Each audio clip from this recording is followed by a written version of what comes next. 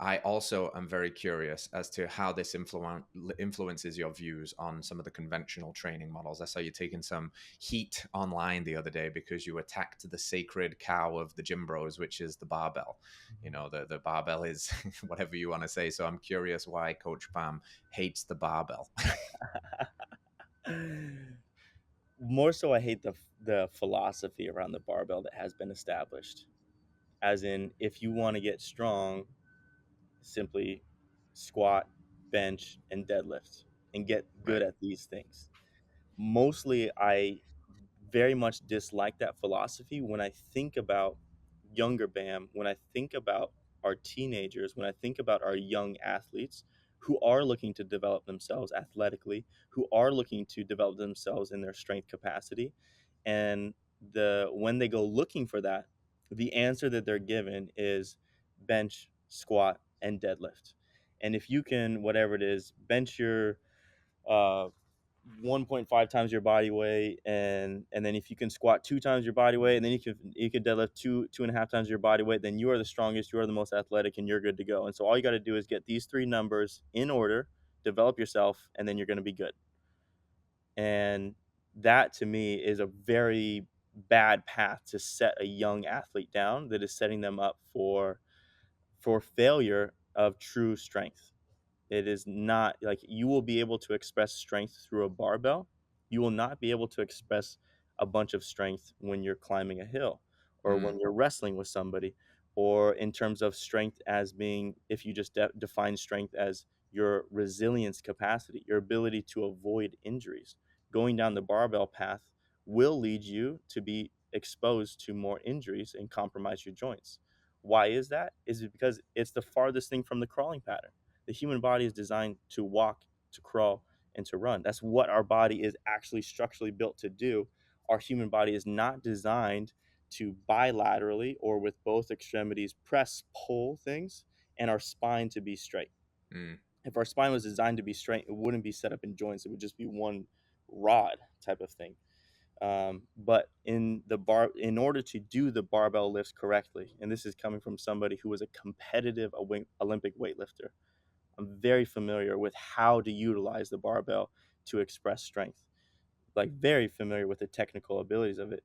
In order to do the barbell movements correctly, instead of going from our spiral connective tissue or the outside lines of tension, we go to an abdominal brace system to lift things.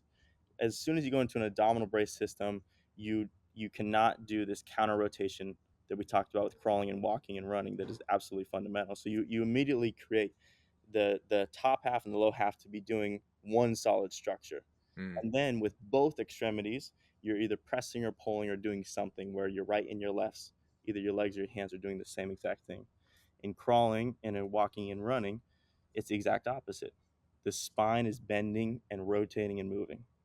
The extremities are doing opposite of each other, and we're not bracing at the core. We're stabilizing ourselves with like our lateral spiral lines and the backside lines, not through a bracing. So it's a very different structure or movement pattern that we need to get into for our crawling and walking than it is to with lifting. mm, So when lifting becomes your primary mode or medium for which you are trying to express strength, you are directly going against the natural makeup of the human body. And this is why when you look at power lifters, you look at people who have been lifting with the barbell for a long time, watch them run, watch them play sports, and look at the longevity of their physical body. You're not going to see power lifters beyond the age of 40 and 50 who are moving really well or even still powerlifting. right. There's only a certain amount of time that you have to express, let's say, powerlifting strength. That powerlifting strength is a hobby. It is a sport. It is something that you can do, just like with surfing, just like with mixed martial arts.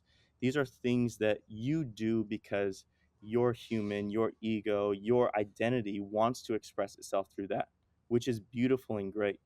The problem that I have with the philosophy of the barbell is people saying that this is healthy for you and will give you the strength that actually people are looking for, which is longevity, which is Hmm. athleticism, which is all these other things. It's not. It's a bunch of garbage. Mm, As long as we acknowledge that this is just something I want to do for fun, for hobby, for personal development, this is when it's okay. But it's when it's blanketed as, hey, you want to get strong, or I see physical therapists, chiropractors, different people prescribing these movements to help somebody reclaim their natural strength. That's where I have a big problem with it, because they have no understanding of what natural strength actually is. They just understand, well, if you can do these, express these numbers on a barbell, then studies might show that you might be able to express natural strength. right. It's a completely correlated, like, bad science, very bad science, type of outcome. But like for me, I love martial arts. There's nothing in me that says when I step into a cage with another person and we're going to go toe to toe and fight, that it's going to be healthy for my physical joints and body. Yeah. It's healthy for my soul. It's healthy for my mind. It's healthy for my emotions. It's healthy for me to develop myself personally, but I know that there's a cost. Yeah. Same with surfing. There is a cost to surfing. When I fall off a big wave and that thing like tumbles and thrashes me over, I'm not saying like this is such a healthy thing for my body. No, I'm putting myself in the arena of life and I'm challenging myself. And if my initial structure and alignment is not prepared to handle that, that's when I'm going to get injured. And Yeah. so barbell lifting and powerlifting is going into the arena, is trying to express something that is external to our natural um, uh, strength, our natural kind of performance. It's just when we start to believe that that is a natural and good thing, and there is no drawbacks to it. There's a ton of drawbacks, and the most basic one is it will take you further away from your crawling pattern, Hmm. from your walking ability, and walking. When you start to lose the ability to walk, that's when death comes knocking at your door. Yeah. Yeah. Well said, man. I think that's it's a really good take because you said like if you just acknowledge you're doing this for either the sport or the enjoyment or a good old stroke of the ego, that's okay Yeah, as long as we don't lie to ourselves. But to say that this is the only way to get strong is a bit of a misnomer. It's strength in a very specific kind of way, but it's not holistic strength. And it's been funny to me because I actually was an MMA and jiu-jitsu athlete back in the day. I even competed.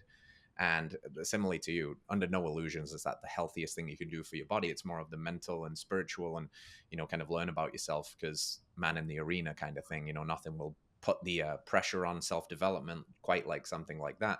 And more recently, just by virtue of moving to Cookeville, Tennessee, I found myself next to the arguably the most famous CrossFit gym in the world. So I was like, you know what? I'm going to get stuck into some CrossFit. Now I'm coming from more of a background where I've done more of the movement, natural stuff. And now I'm actually reverse engineering, trying to learn things like Olympic lifting. And it's really interesting because when things come up in the workout that are a little more organic and unilateral, so like if we've got like a sled pull where there's a lot of rotation or rope climbs, that like I love that stuff. And where it's a little bit more strict and linear and all about this abdominal brace in the Olympic lifts and things like that, that's my new learning curve. And yeah, again, I'm under no illusion that this is the healthiest thing for me. It's just there's another branch I'm hanging on my movement language of trying this now. But I think what you're saying is cool for me to hear and see, because that foundation that I had of a more holistic view of strength, the ability to crawl, the ability to put myself in interesting positions and control those positions, is yeah. actually helping me play catch up quite quickly, I feel, relatively speaking. So the foundations first thing is really, really important. All right, friends, thanks for tuning in to another episode of Radical Health Radio. We got a fresh new podcast for you every Wednesday. If you enjoyed the show, consider liking, subscribing, reviewing, and rating us on your podcast platform. It helps to spread this message of radical health. We'll see you next week.